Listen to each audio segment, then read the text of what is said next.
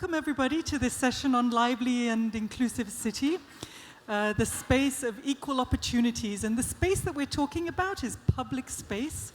And we have wonderful speakers here that are going to, in different ways, give us their experiences of how they have been engaging communities, hard to reach communities, vulnerable communities, in designing or engaging them in getting their inputs into activities in public space. So maybe, because I know the time is actually quite short, so first of all I'd like to introduce Anna Falou, who she's the chair professor in architecture at the National University of Cordoba and director of a research institute on housing and habitat. But she's also a gender expert, a member of the advisory group on gender issues for UN Habitat. So for many years, I've been interacting with Anna on the issues of women and girls' safety in cities.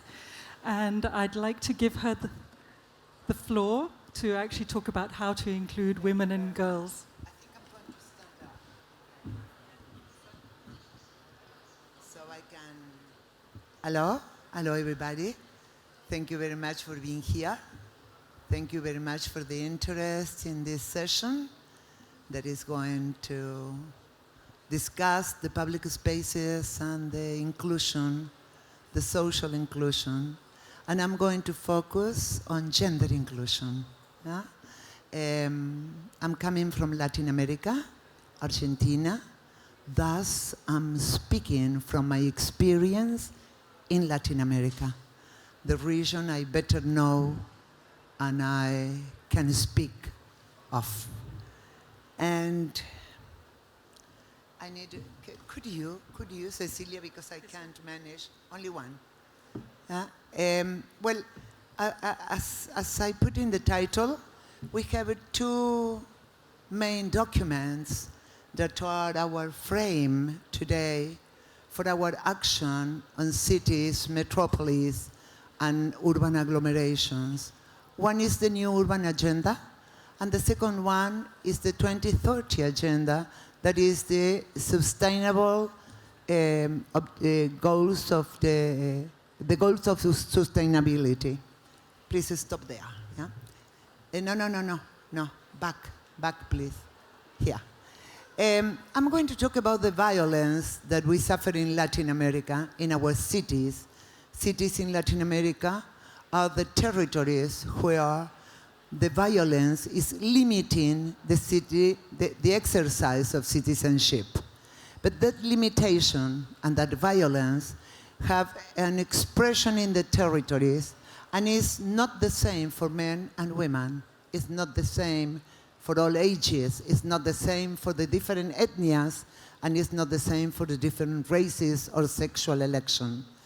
We know that the diversity of the social subjects, those that are omitted in planning, usually omitted through the neutrality of the scope in planning, are the ones that are suffering the most this violence that take place in the public spaces, in the streets, in the squares, in the public transport.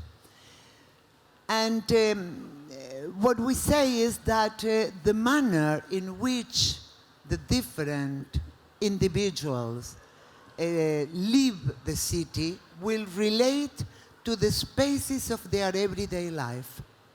That means we need to have a lens that will close up to the everyday experience of people, particularly of women.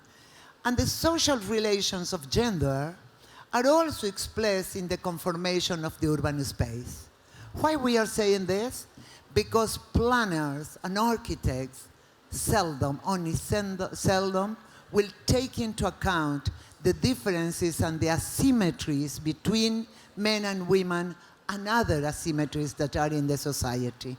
Please go on, could you? Thank you. Well, please pass this one. We already talked about this, yeah? Yes, you can do that? Well, again, one more, thank you. then the question will be, are cities violent? This is a good question, a departing question.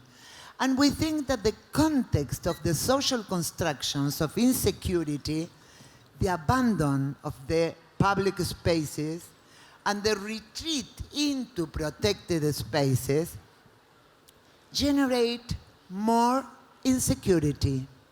There is a circle, a vicious circle, with the fear, the abandoning of the public space, and the increasing of the violence or the increasing of the fear. We have to distinguish between fear and criminality. Those are two different phenomena, but both phenomena has to do with the public spaces. And when fear provokes the abandon of the public spaces, and in turn that space is empty, it happens that particularly women, and there are a lot of studies that have been done in Canada, in England, in Mexico, in Argentina, in Brazil, women will retreat to their houses as if their homes were more safe than the streets. We know, we learn that the violence women suffer in their life is much more within the walls of the houses than outside in the streets. But this provokes an abandon and also provokes a retreat, a withdrawal of citizen rights, of using the city, using the public space. Please. And then what is understood by violence against women? And this is a concept, a built concept. And this is any action or conduct based on gender, which causes even death. We in Latin America coin a term that is feminicide, that is the criminality against women only because being women, and that some philosophers and anthropologists are explaining as the disciplinatory action from the men's behavior over the bodies of women. Then if a woman is walking through a square or in a street in hours that are not accepted for a woman to be walking alone, she can be even dead. That is the violence we are living in our cities, and that is the violence that is not only the sexual or the psychological or the harassment, but also the life of women being in danger. So, please, thank you. And then, well, this is a question, and we think that violence should be analyzed as a social problem, and particularly as a gender problem that is expressed in every scale of the urban territories, of the urban life. And that is a concrete limit and a particular limit for women. I have to say that women, we are not all the same. It's not the same to be an educated woman with some capacities, some learnings, and with a car, that you go out from your house with a car, yeah, clothes in a car, than being a woman in Latin America living in the peripheries at a distance of the work, of the services, of the infrastructures of the city, with little resources and with an extreme need to work, that are starting their day at very early hours, dark hours, and they need to mobilize into the city. So that violence and that perception and that fear won't be the same for a person that is living in a consolidated neighborhood than for a person that is living in the peripheries of the city. Please go on.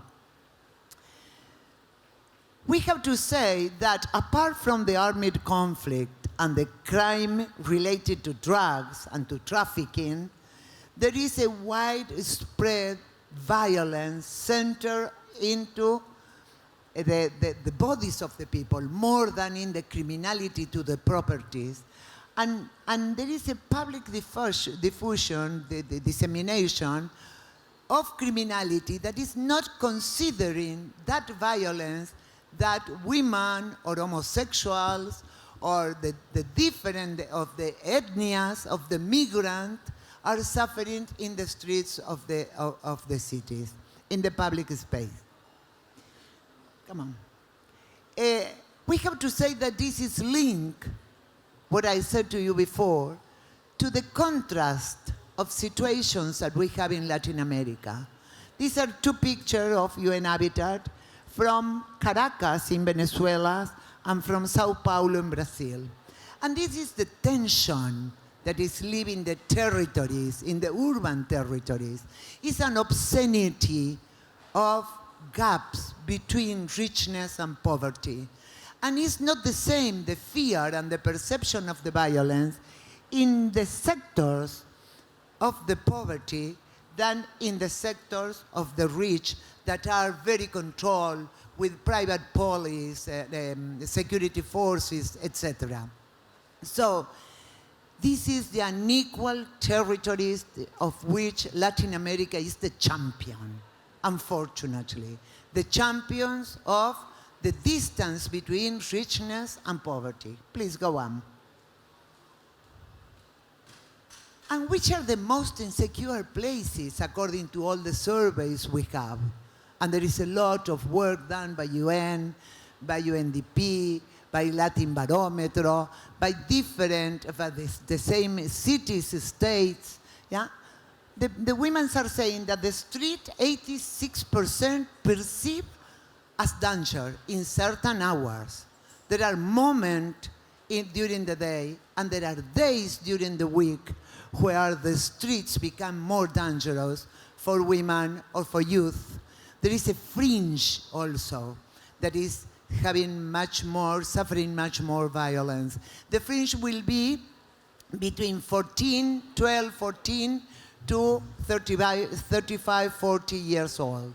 That is the fringe that will suffer more violence in the street. Because the violence women suffer will be linked to the sexual harassment.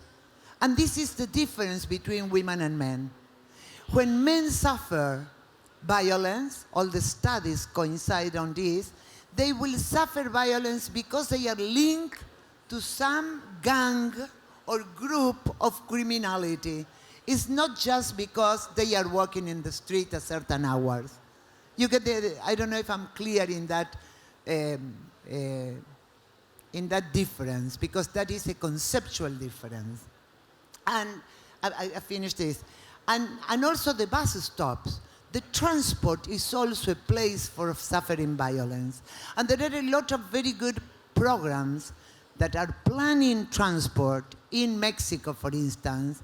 The system of transport, the public transport, or in Colombia, or in Quito, are taking into account certain measurements of penalties, or security, or alarm system, or campaigns to transform that situation of violence or fear that women are suffering. Yeah?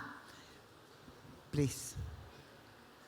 So the restrictions and the consequences of that violence and that insecurity in the public spaces, in these complex, extended, fragmented cities of Latin America, is restriction to transit, enormous restriction.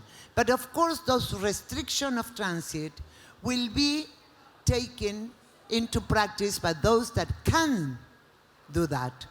But there are others that even when they fear, they have to move into the city. Yeah?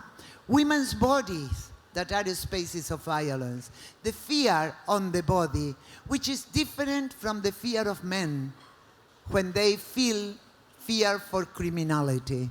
A man can be robbed, but never will be, or seldom, very seldom will be sexually harassed and robbed. Yeah? So that is So the body as a base of domination, bodies of women that turn into political bodies. That is what is happening in Latin America. That is why thousands of millions of voices of not only women, fortunately, women and young people in general are saying no one more. In a very strong demonstration that violence in the public space should stop, should diminish. Please. So the usual treatment of violence is very interesting because how it is treated, how it is taken by authorities, by the society, yeah? First thing, they invisibilize the violence against women. All the security measures are against criminality, against gangs, but not taking the violence against women in the streets and in the square as one component that should be part of that security policy. The second very important dimension is the victim blaming responsibility. It's not a responsibility of the conditions of the street, of the condition of the neighborhoods, the one we saw in the picture, of the lack of lighting, of the lack of public transport, yeah, that are, or the conducts, the conducts of men against the bodies of women, but the self-responsibility, a self-victimization and a victimization of the society. Why are you carrying your purse when you are walking during the night? I mean, it's so absurd, yeah? I'm finishing, yeah? So that is a second dimension. A third dimension that is very important is the pathologization of violence. Seeing the aggressor as sick, crazy, and not understanding the behavior that is a social behavior, and that we need to work on the space for that social behavior, yeah? And particularly some groups are blamed, the youth, the sexual workers, yeah? I could tell you some very, please, Cecilia.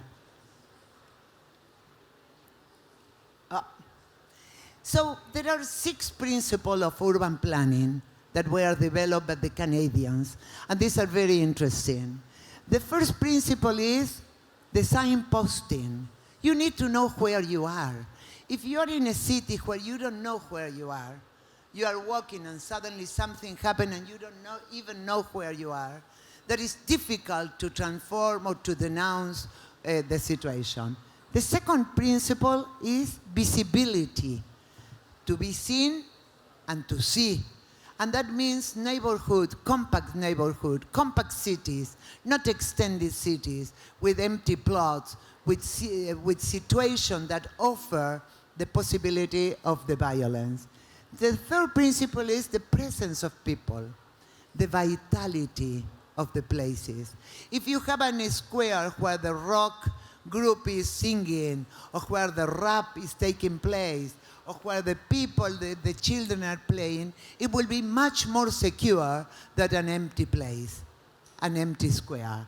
The fourth is the access to help, to be able to be heard, to escape and to ask for help. And that means neighborhoods that are conscious, societies that are conscious about the violence in the public space. And that is the community participation. Please, I think it's the last. I think we are in the last one. Oh, it's difficult. Yeah? And there are instruments. I'm going to go very fast on this. Let me see if I can do it, Cecilia. Very fast. We have some instruments that have been developed that are the MAP, the Forbidden City for Women, the methodology of the security audits, the participatory cartograph, the georeferential maps. There are a lot of where shall I? Bloop, bloop. Now, those are examples. These are examples of what we did in Santiago, in Chile. The study of where the violence is higher during the weekends. And we found that is where the low-income housing groups are, and that is hacinamiento, ¿cómo se dice? Where people live, too many people in a very small houses. So you can, and this is very interesting. These are the georeferential maps of violence. This is women, and that is men, in the same city, in the same day, in the same times. Guess who are the men? The men are child or teenagers. And the women's range from 11, 12 years till 64. So this is the problem we are seeing. There is an evident difference between how is the behavior for women and for men. And this is a program in Canada with teenagers, with the school girls that are trying to make a conscience that the city is their city and that the city should be safe for them. They have to work on that. And, well, I just want to end with this, that the public spaces should be the places for encounter, for the cultural activities, the scenario of the diversity. And to do that, we need to take into account, Opa, what I did something, sorry. Well, okay. We have to take into account that women have different responsibilities than men. Women are taking care of child. They are taking care of all the supply activities for the houses.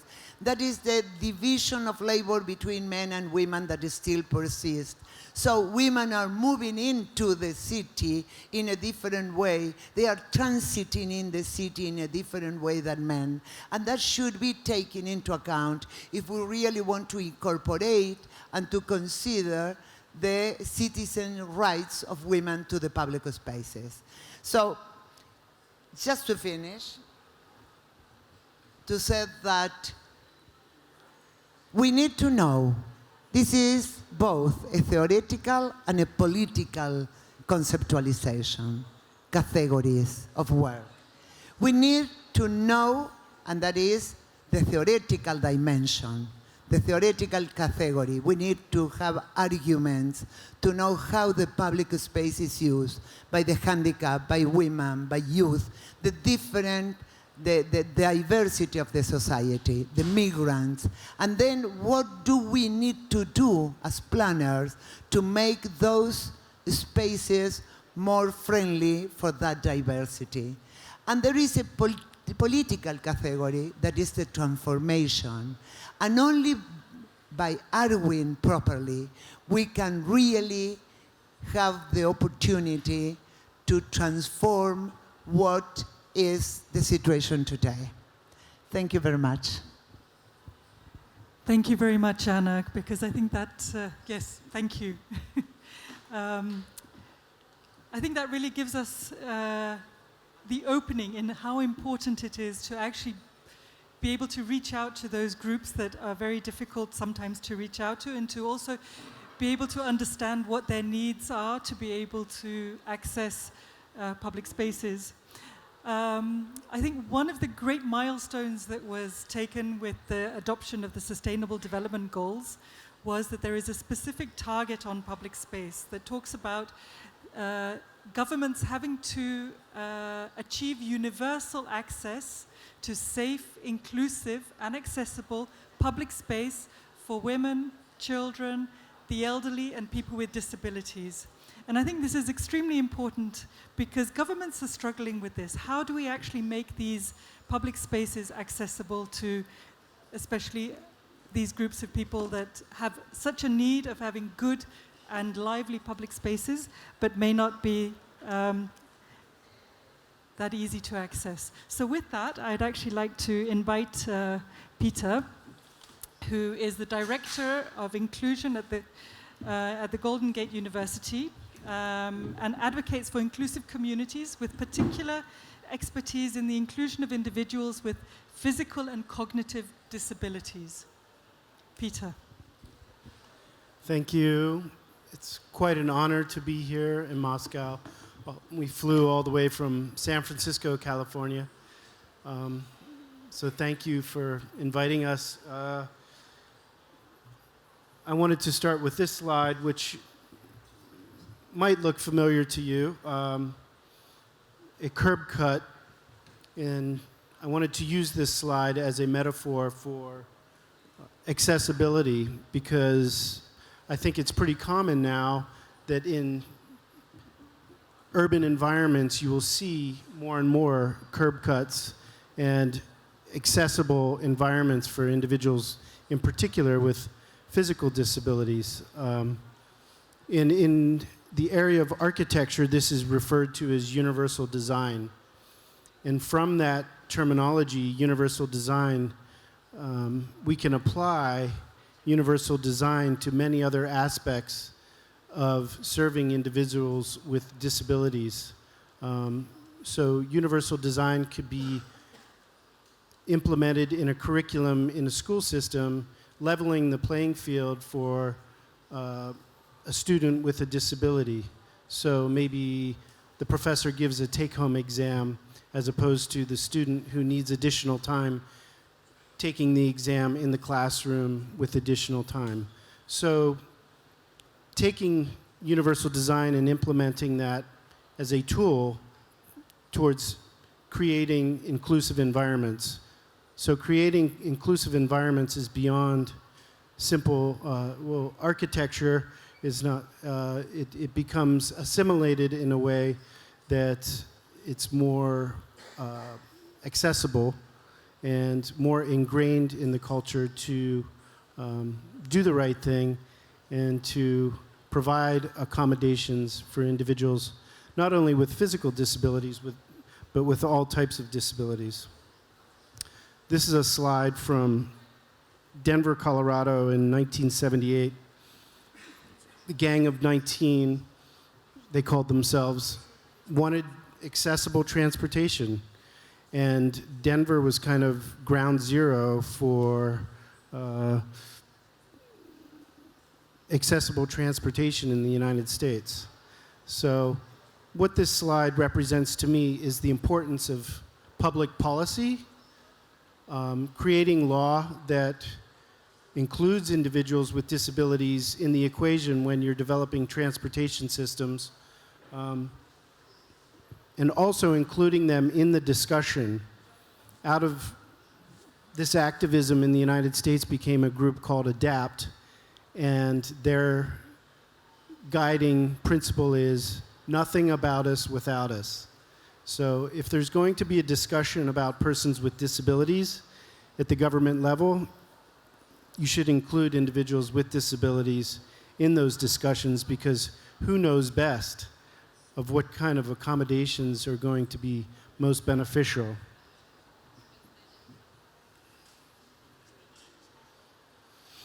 So, disabilities take, I think when people think of disabilities, they think of somebody who has some sort of physical limitation, but there are also what I like to call invisible disabilities. You might never know that somebody has a particular disability, whether it's dyslexia or attention deficit disorder or post-traumatic stress disorder. The person walks into a particular setting and you might not even know that he or she has a disability. We were flying through Schiphol Airport in Amsterdam, and I noticed that there was a symbol for persons with disabilities, and they had a place where individuals could just go and gather. And in particular, children with autism sometimes just need a safe place to go in a public space to just have a timeout or a moment just to not be so stimulated. So it's something to consider in developing urban spaces, that disabilities take all types of, are comprised of many different shapes and sizes. It's not just physical limitations. Oops. So in my theory about inclusion, I like to include the notion of the importance of hiring individuals with disabilities. the population of individuals with disabilities in the world is roughly 16% right now. That's basically the population of China. So considering that many people with disabilities in the world, if those individuals have jobs, meaningful jobs, they're participating in their communities, they have a sense of fulfillment, and then they are consumers too. They're virtually an untapped consumer base that can be contributing back to the society that they live in, and they have a sense of fulfillment and meaning and contribution, and they're not relying so much on federal systems to exist. They have a sense of pride and a sense of being, and it's reflecting on the civic responsibility of everybody in the community that we all have our part to do. We're all people, and we all deserve to live together.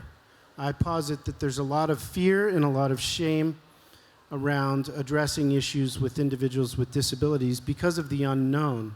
So I think it's important in stepping forward in developing urban centers to consider the needs of individuals with disabilities.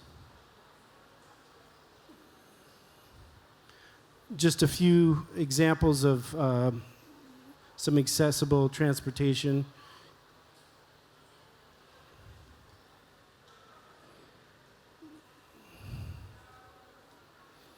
So one of my solutions to creating more interactive spaces, this is one example of a video phone for individuals who are deaf and hard of hearing in the United States. And this ties into public policy. Video relay services are provided in the United States for individuals who are deaf and hard of hearing based on a tax on cell phones. So it goes into the Federal Communication Fund, and it funds accessible communication for individuals who are deaf and hard of hearing. This is just one example of an interactive space that could be in the public for individuals who are deaf and hard of hearing to communicate with their peers. Some other examples of visible technologies that allow people to understand where they're going to in space and time. Not everybody can hear. Similarly, individuals who are visually impaired would benefit from more tactile interaction. So an example of tactile interactive space for individuals who are visually impaired. Iconic kind of symbols. I've seen some in this building. I think it's very important. And it shows individuals with disabilities that you actually are concerned with providing them with accommodations. It creates a universal symbolism for individuals that they are in a space that supports their need for accommodations. So, and I just wanted to say that in the tech industry, Microsoft is doing a good job of not only creating accessible software for individuals with disabilities, but as a tech company, they're trying to do the right thing. And I think that we can learn from them as a model company, not just paying lip service to the federal government because there are laws intact, but because they want to create more inclusive environments. In just a few examples of assistive technologies, I will close with saying that the term assistive technology, similar to universal design, over a period of time becomes a natural part of the dialogue when discussing the needs of individuals with disabilities. So, thank you. Thank you very much, Peter. And I think this was a lovely example of actually how we need to take into consideration people that have disabilities and people that we don't know have disabilities as well. And I think also, you know, well, you brought up that how important it is to have policy as well, and how policy can then take on, or how to actually make sure that groups, marginalized groups are included. So with that, I'd like to actually invite Ekaterina Goldberg. Ekaterina is a partner in the orchestra design, and she specializes in the urban environmental design with offices located in both Paris and St. Petersburg. And she's head of the literate programming of territories and resident involvement. And maybe if you'd like to sort of talk a little bit about your experience, but also focus on what are some of those challenges that you've been facing in actually making sure that you have an inclusive approach. Добрый день. Good afternoon, everyone. Probably at first I will comment on what was said by the previous speakers. How can we connect it with the Russian context? Because I guess it's very important. And then I will tell you about our experience, and probably I will focus my speech on the inclusive approach, not on the gender approach, not really on the necessity of people with disabilities, but on the approach of your own people or like foreign people, not your own people, like that.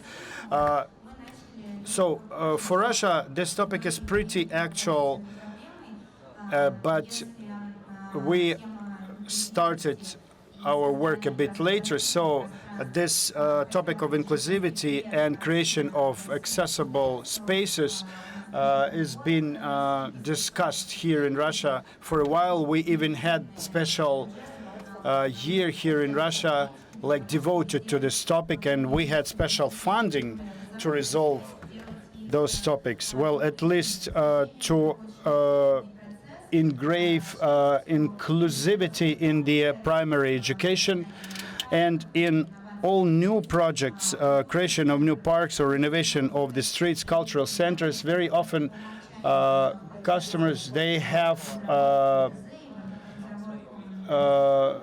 this notion by default that it should be embedded in the design program, in layout, planning, and etc.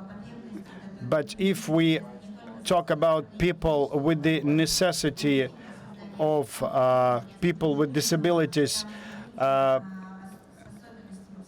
that we would create comfortable spaces for people in psychological and physical way, and those people will be well demanded in the society. It's kind of brand new topic for us. Gender topic has become more active within the last couple years. If in regard of those women which went through violence or harassment, but we have long way to go for women to feel secure. And under this concept of security and safety, we are emphasizing the topic, what's happening in the public spaces, and sometimes they are considered to be normal. So all these topics are pretty relevant, and I will go in detail about that. But previous speakers talked a lot about that. But again, I will talk about the topic your own people or other people. When people are moving from one place to another place, and this displacement or relocation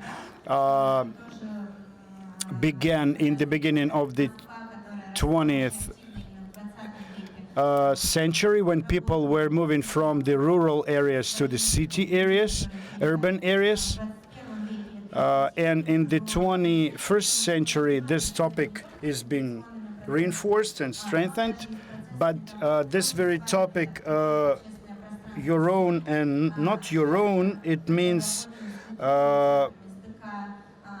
when I work with cultural centers, with houses of culture, there is this society which deals with this topic. And when people try to resolve those public spaces concept, there is a conflict emerges. That's why we have to figure out how those two audiences to collaborate with each other. And I will talk a bit about the projects which we implemented here in Russia. So at first, when we address different groups of people, and we try to combine those groups of people. Probably there was some conflict between those groups, and there is some border between those groups. In one group, there is one layer of people. In another group, it's another layer, like your own and strange people, like that. So we have three stages. The first one is research and understanding of those conflicts, why different groups of people are not interacting correctly. We're working a lot with anthropologists, and we are doing deep surveys. We are learning the tools of digital analysis, and we try to compare assessment of different categories of people, which people feel comfortable and convenient there and here.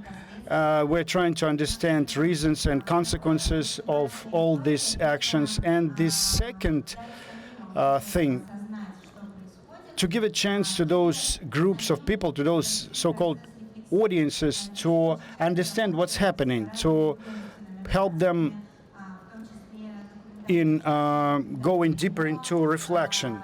When we make some documentaries, movies, and we try to put the data of our research in those movies and those documentaries, and we try to organize dialogue between those groups and discussion the results of this very research and what's happening with the city inhabitants. And the third thing is to start using different practices of people who were not interacting before, for them to start this interaction and collaboration and to remove this kind of anxiety and stress. So I would give you a couple examples of the projects. The first one was pretty creative. We worked with this project in Khanty-Mansiysk city. Before that, homogeneous groups of people live there, Khanty and Manti. And all these peoples, they are like vagabonds. And when they found oil there, it became like oil and gas city, and specialists from the oil sector came over. And we understood that all these people who were involved in the oil and gas sphere, they're pretty temporal there. So it's like the waiting hall in the airport for them. And they know when they're leaving. So, and their communication is like that. Are you still here? Have you left the place or not? So it's like that. But for people who are like native groups of people, they will remain living there. And so we decided to write a special script and to perform special performance talking about own people, strange people, alien people, like that, alien people, so-called. And the second thing about the cooperation with the libraries in Moscow. We've been collaborating with one of the libraries in Moscow, which worked with the migrants who were studying Russian language, who were moving to Moscow. And when we found out that many inhabitants of that region felt insecure because a lot of migrants were living there, they worked in the construction site. And we surveyed old inhabitants, so-called, and newcomers to the district, and via different approaches like play or game-like approach, when migrants were able to study Russian and Russians were able to study other languages. and the approaches were like in theater style, in lecture style. So we're trying to build up comprehensive neighbor-like relationship. And another example, when people are not relocating, are not moving, but there is some space which was used by people before, but new users were engaged in the operation of this space. So we were trying to attract new audience. It was the experience of collaboration in Tula on the basis of the plant Octava, and the workers of this plant, mostly they are from women's circle, and the average age of those workers 6-year-old women, and they went through the difficult period of the transfer in the 90s of the last century. So for us, it was important to create new cluster, not only for new workers in the plant, but also between different layers of workers of the plant. And we started this project working with new engineers. And the first project involved installation with the participation of the workers of the plant and young artists and young engineers. Unfortunately, we're running out of time, and I guess it's a pretty significant topic in terms of our discussion. Thank you very much, and I'm sorry, we really don't have time. I was actually just told we only have about 10 minutes left, so I'd like to give the floor to Thomas Kraus, who is the founder of Social Artists Events and has been working in Berlin in supporting schools, kindergartens, and institutions for persons with disabilities worldwide. So if you would like to take a moment just to share your experience, and if you could also maybe talk about one of the challenges that you have faced in actually including these groups in the work that you're doing. Yeah, thank you very much for inviting me to this wonderful city, Moscow. And I would like to share some experience I've had during the last 25 years. I'm working with so-called persons with disabilities. And this is, there was a big change in my perspective, because at the beginning when I met them for the very first time, it was like, oh, those are persons with, okay, discapacities, of course, suffering probably, meaningless life, and how can we improve the situation for them? And more, and I worked with them, and also I lived with them, and later on I became the director of an institution where about 100 adults were living like in a community, in a family together. And during this time I changed my mind. Living with them and experiencing them, especially or mainly mentally challenged persons, and also physically, but first of all mentally challenged person. And what I was recognizing is that on one side, of course, they have disabilities. Certainly, it's not a question, because if you don't have legs, that's obvious that you cannot come to the second floor without a lift or elevator. But let's see that example. On the other side, when I approach such a person, physically disabled, what I experience is a lot of abilities. And this is something which really enables us as so-called normal persons to learn from those persons in need of special care. And if I'm facing, let's say, persons with so-called Down syndrome, yes, how they live, how what kind of good, well-hearted, very open to everybody, sympathetic, all are loved, mostly. Of course, they are very special persons as well. So you can easily see that from the outside perspective there are disabilities, but from the inside there are a lot of abilities, and I think it's time now to make a kind of a paradigm shift and to focus not on this so-called suffering, because it's not true. If you ask them, mostly of them, whether they would like to change anything, even the severe and worst disabled persons, all of whom I have addressed, all of them said it's a very difficult life, but although I'm more or less happy to have it because I have achieved to overcome this obstacle. And this gave me strength, power, and with that I can stand and face all the problems around me. And this is especially also the case if you work with the parents, especially mothers of those persons. Yes, I talked with thousands of them. How is the situation for them? And all of them said, yes, it's really difficult. But on the other side, there is something which gives us a positive impact. And so at those time, and I will come back to what you said, nothing about us, but without us. What is the English? Probably something like that. 20 years ago, I thought there are a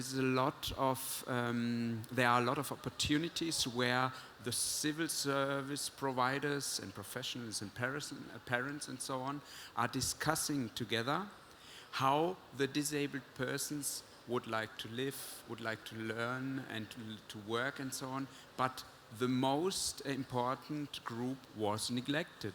You cannot see anybody with disabilities among them. So I started with some friends in Berlin to have professional organized conferences like here. We have here the kind of a business forum, and we started in Berlin with an initiative called a kind of a social forum, and with a target group, especially persons with disabilities. And we moved all over Europe. We had about 7 big conferences, always up to 700 participants coming from all Europe, gathering, exchange about the situation, where they live and with problems they are facing. And later on, after about 10 years, it was interesting because I tried to spread this idea out to the whole world. And it's interesting where I was getting response. First of all, with those congresses, first of all, in Latin America, there have been already 4 congresses in Brazil, for instance. We took out people from the favela, brought to a special place, and for the very first time they came together, totally severely disabled persons. In Argentina, in Colombia, in Uruguay, but also in Asia, in Thailand, and everywhere, and especially in Russia, because 9 months ago I organized the first World Congress in Ekaterinburg, and there were more than 700 people coming from all over the world with all kinds of disabilities, and it was an amazing event, and the slogan was making values visible. And there, if you can see on the social artist events, my website, all the videos, and it's really true that they show us how to make this change of mind towards these abilities, these skilled persons. And I think if we speak about the future of so-called inclusion or inclusive city, we may not forget them, include them, and really ask them how they would like to live, what they would like to achieve, because they are the true or the real professionals, and they could much more that we expect. And I think we have to overcome our obstacles, our handicaps towards them, open our hearts, open our minds, and try really to understand them and learn from them. And this would be a new initiative for improving the whole society, because I think they are the catalyst for social change, and we should take advantage of them. And with that manner, we would like to help them, but also us. It's a mutual benefit. The minute is over. I think I have to stop now.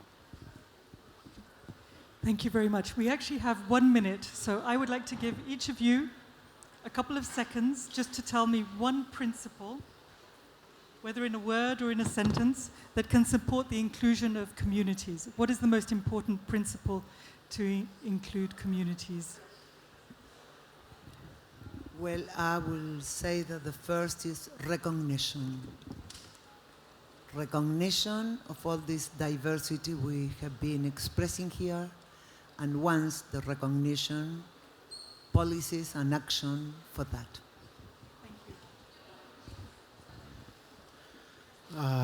I would say just having awareness and keeping an open heart to understanding that just because somebody has a disability of some sort, that they're no different from you and I. They just need perhaps a different support system, and just keeping an awareness to that.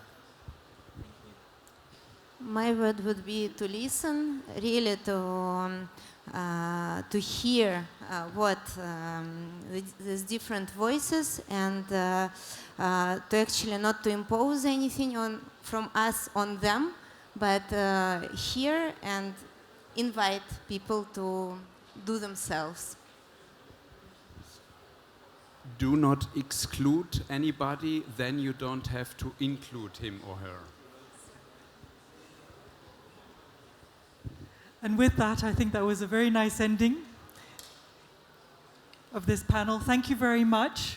I'm sorry we don't have an opportunity for questions, because, but if we can take them outside, that would be great. I think the panelists, if you don't mind, to spend a few more minutes, if there are some questions that you'd like to ask, then we'll be just outside, because I think they need to set up for the next panel. Thank you very much. Excellent panel. Well done.